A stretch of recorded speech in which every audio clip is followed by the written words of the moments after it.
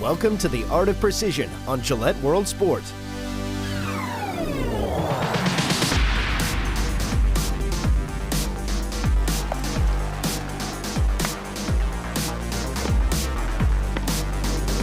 This week, two-time Major League Baseball World Series winner Aubrey Huff is on the comeback.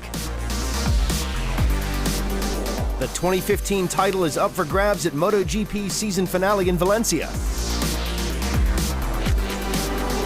And we're heading downhill in Vancouver at the birthplace of freeride mountain biking.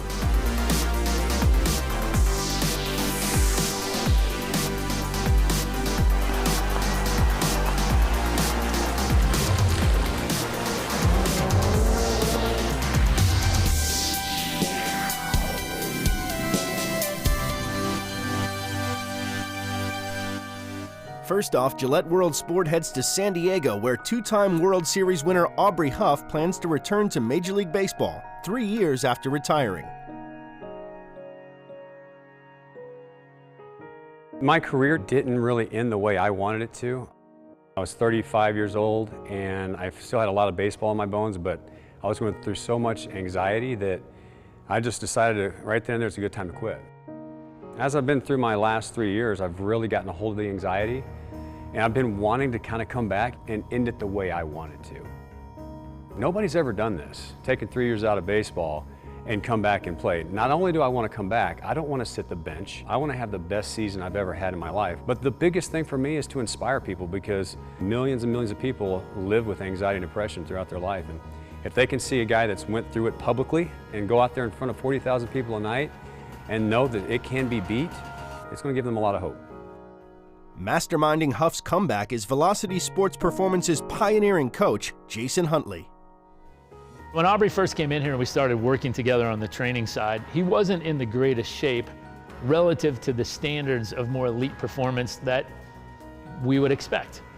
But there's something more driving Aubrey. This ultimate picture he has to be the greatest version of Aubrey Huff he's ever been before in his life. And so right away, we started increasing the intensity level, the complexity level of the training to just simply see how he responded to that. 1, up, go. When I first started doing these workouts, I'm thinking the guy's kind of he's mad, he's crazy. 5 more seconds. But now I call him the mad scientist. And up. What I've been able to feel in less than 2 months has been nothing short than amazing. Done.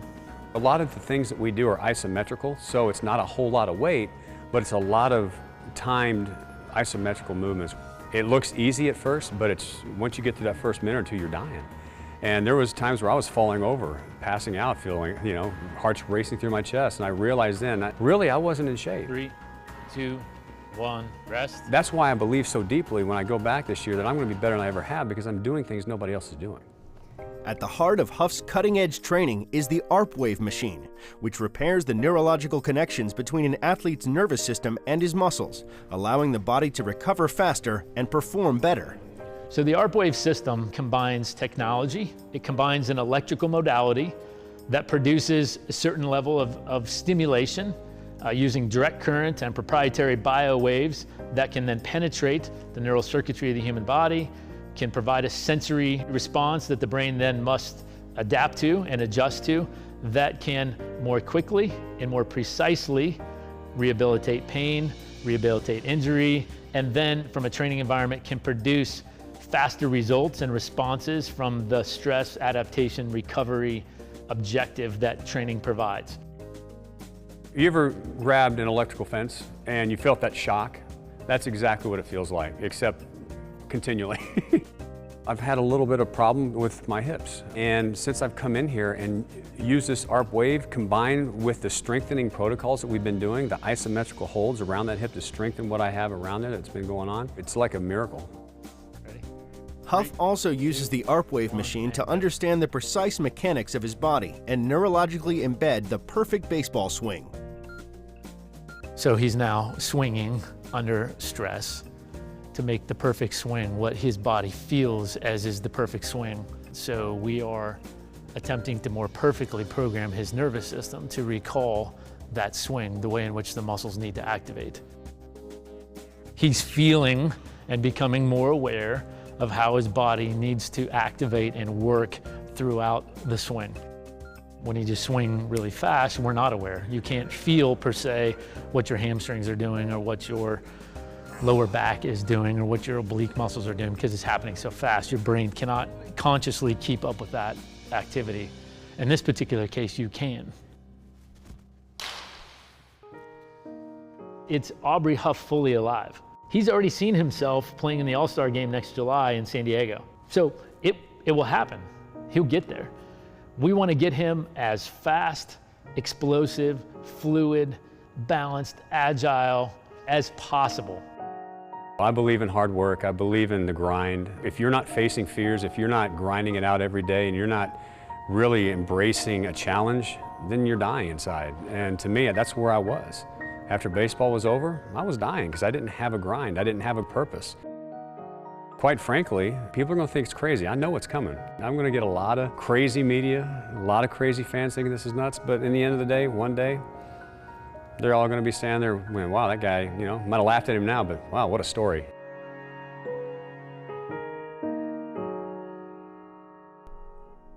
We head to Valencia, Spain next to see how the final round of the 2015 MotoGP season played out. 9 times a world champion, Valentino Rossi headed into the race with a 7-point lead over his Movistar Yamaha teammate and only title rival, Jorge Lorenzo. The Italian had to start from the back of the grid, a penalty imposed following a controversial incident with Marc Marquez in the previous round. Lorenzo, meanwhile, started from pole.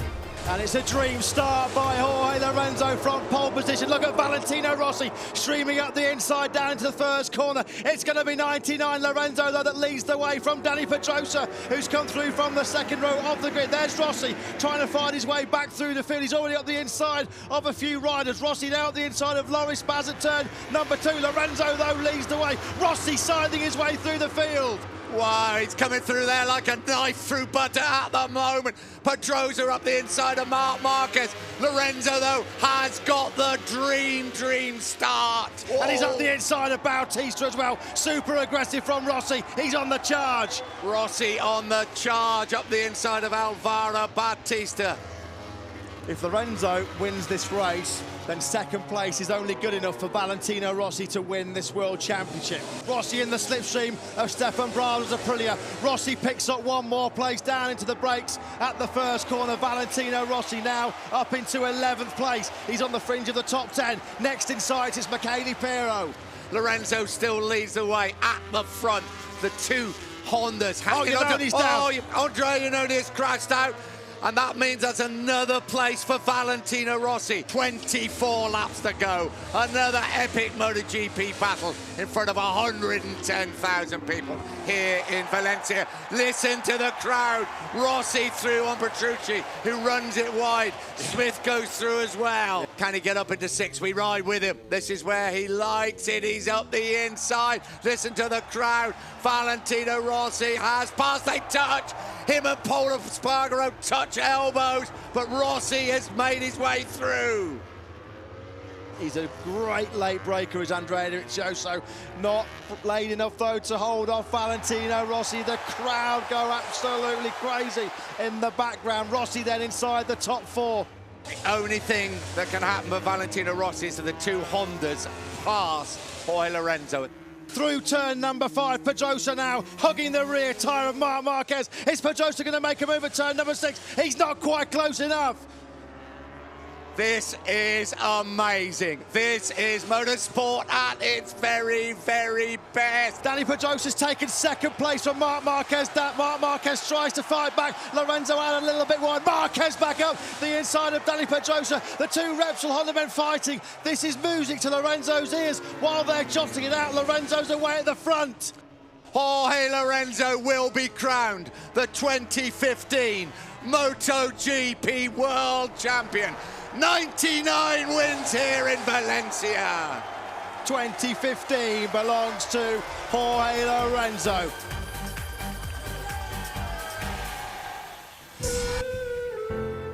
Now we travel to Canada to discover what it takes to master freeride mountain biking.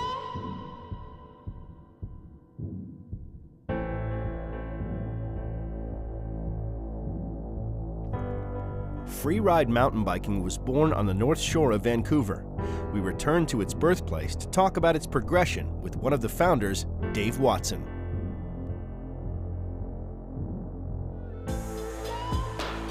The freeride sport of mountain biking, it evolved in kind of a unique way in the sense that there was this phenomenon in the winter, call it free skiing, this non-competitive side that I think a few riders recognized, wanting to look at a trail, not necessarily for how fast you get from the top to the bottom, but for all the natural features that were on the trail as you rode down that trail. Be it a little berm here or a little jump there, and just enjoying that trail differently than one might if they're just trying to get down as fast as possible. So that sort of evolved into what is now today freeride. You know, each course, each trail, each set of obstacles, stunts, maneuvers, they're all really unique to each particular area where you're riding. And sometimes they're easy to, warm into, and other times it might take a few more, what they call it, guinea pigs or stabs at it to get it fluid and flowing. Freeride's evolved immensely, especially when the judging criteria came in and started to really look at how a rider is going to challenge themselves by riding some of these courses. So initially, amplitude was one of the largest things that the judges were looking at. Amplitude being how big can you go? How fast can you go? If you go too slow, you're going to case it. You're not going to make it through that section. If you go too fast, you'll overjump it. So, the precision is a combination of distance looking and judging your speed and making sure your pedal's in the right position and you get your fingers correctly placed on your brakes and how you're using your front brake and your back brake in unison. And the other really large portion of that is how well can it be linked up. So if somebody's watching somebody ride a large mountain section, how fluid does it look from the top to the bottom? As the sport of freeride and the competitive side of it's evolved, the jumps have gotten bigger, the tricks have gotten more technical, the riders are going higher, spinning, flipping, jumping into challenging transitions and being more fluid top to bottom with each and every season as it continues to evolve. Whistler is home to Corey Durpak, a professional mountain biker who has watched freeriding develop in his own backyard. I'm so fortunate to be born and raised in the Whistler Valley here. It's such a part of who I am, and we have the best of the best as far as lift access and gravity-fed facilities would go.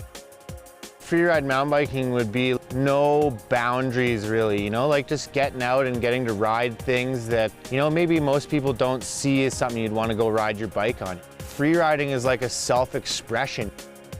Whistler is kind of the epicenter of modern mountain biking. They recognized that there was potentially a growing culture of mountain bikers that wanted to ride trails that required lift access. With this brought, a really different and new evolution of the sport of mountain biking. The great thing about mountain biking is it's so personal. It's all really about figuring it out in your own head, what works best for you, what feels best in your arms, what feels best in your legs, and just kind of feel what you can flow best with, right? Nobody's body's the same really, and nobody's bike setup's the same. Body position, body function, it plays a huge role in the progression of mountain biking and in personal progression as well. When you're doing a jump, the way your body just acts as this big piece of suspension and kind of takes you down through the lip of a jump and then up and off the lip through the trough and then into the air. I would say for me, a really nice, strong, neutral position over your bike. I always try to think about maybe my nose just set back behind my stem. You want to start to spot your landing as soon as you're leaving the lip of the jump, where you're going to want to be landing and putting your wheels down. In freeride mountain biking, every little detail counts because granted, it's free in the sense that the rider can make what they want of the landscape, can paint the canvas, paint that trail how they wish as they ride it. But as they ride it, it's those precision little moves all the way down. And it's those subtleties of how a rider rides and the language they have when they're riding a trail that separates one rider from another rider. After the break, a lesson in Olympic sailing with Australia's medal maker, and Andy Murray takes on world number 1 Novak Djokovic in Paris.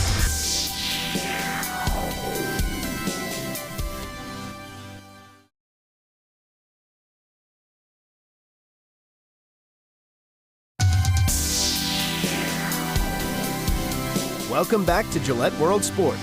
Still to come, we're on the water with Australia's Olympic sailing coach. And Djokovic versus Murray at the climax of the regular season.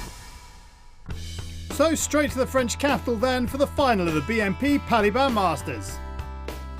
The title match pitted world number 1 Novak Djokovic against world number 2 Andy Murray. Murray had to end Djokovic's unbeaten run of 21 matches if he was to secure the Paris title. The Scot started strongly.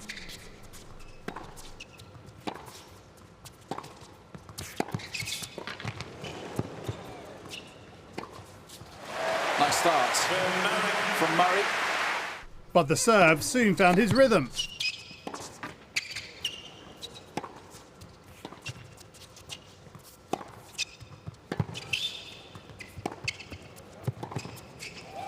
Djokovic pounces. What a start by the top seed. 8 points in a row. Djokovic had his sights on a record 6th Masters title in a calendar year. And he pounces. The world number 1 proving too strong in the opening set.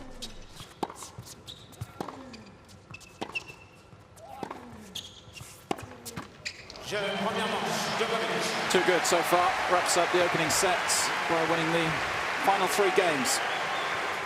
And the Serb racked up the pressure in the second.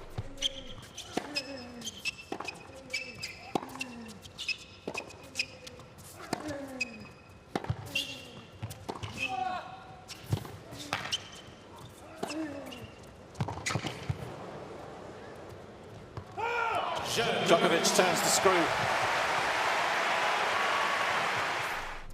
Djokovic was on the back foot in the next game though.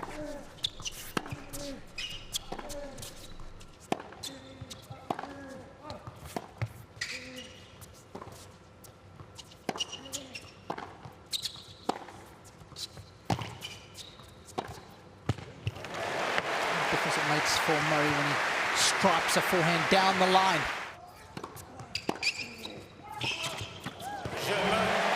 Murray makes the most of it. Good response.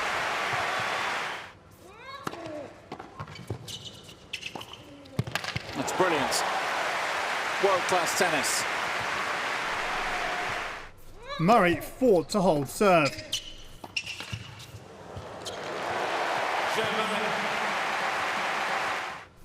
But the world number 1 was not about to surrender his unbeaten run.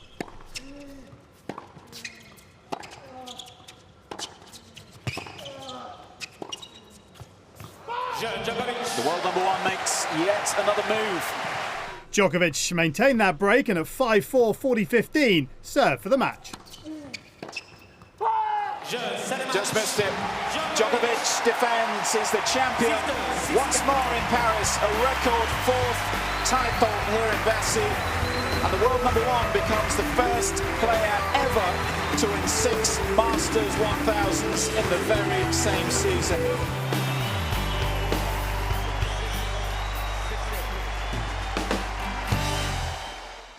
Time now for a look at the stories making the social headlines. The fastest man in history, 6-time Olympic gold medalist Usain Bolt shared a sneaky peek at some of his off-season training. His sights clearly locked in ahead of next summer's Olympic Games in Rio. The winter sports season is in full swing as snowboarder Sven Thorgren demonstrates. The Swedish X Games bronze medalist took the selfie stick for a ride during a slope run.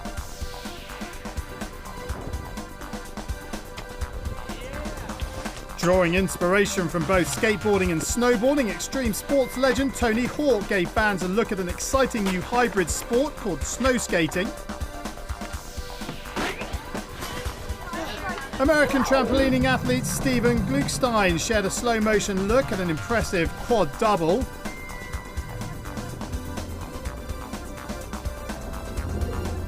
Finally, Neymar Jr. has been on song for Barcelona so far this season, and his skills are not just restricted to the pitch.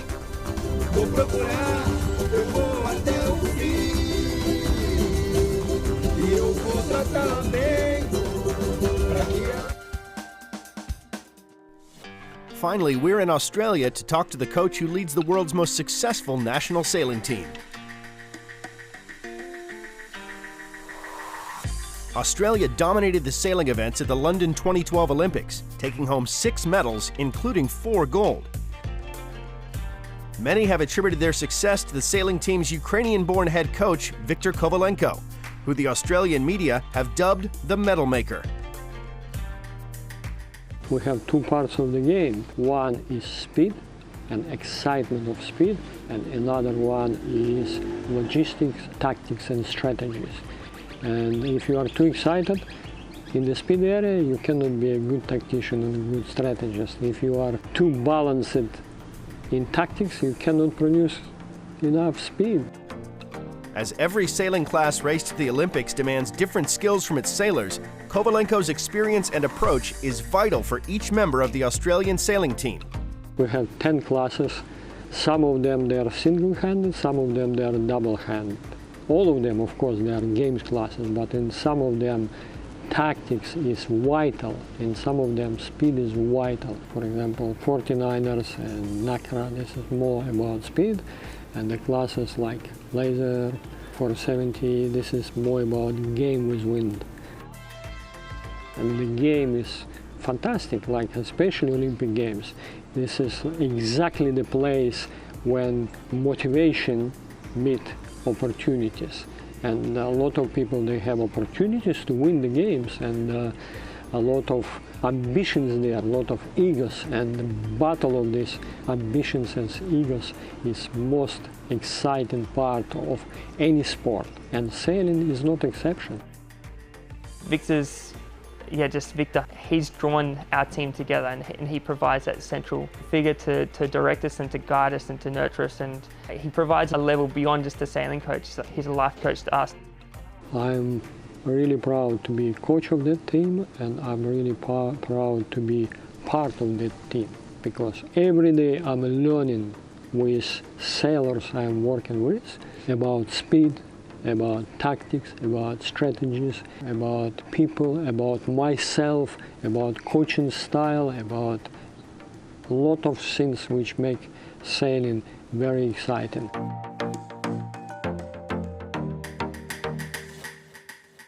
Next week, all the thrills and spills from the WRC 2015 finale. And we're precision tumbling with Denmark's Anders Wesch. In the meantime, if you can't wait until then, you can check out the World Sport YouTube channel and the World Sport Facebook page, where you can relive the action from today's show and catch up with exclusive online content. We'll see you next time on Gillette World Sport.